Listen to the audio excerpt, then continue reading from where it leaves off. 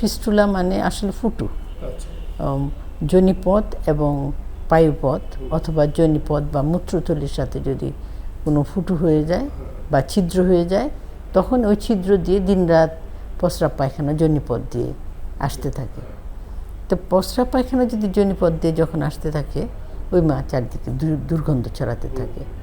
তো মায়েদের চিন্তা করার কথা হলো, একটা হলো মায়েরা বলবে যে প্রস্রাব পায়খানার উপর তার কোনো নিয়ন্ত্রণ থাকে না, সারা দিন রাত প্রস্রাব পায়খানা ঝরতে থাকে, তাদের গা থেকে দুর্গন্ধ আসে এবং তারা কিন্তু আরও অন্যান্য সমস্যায়ও ভোগে।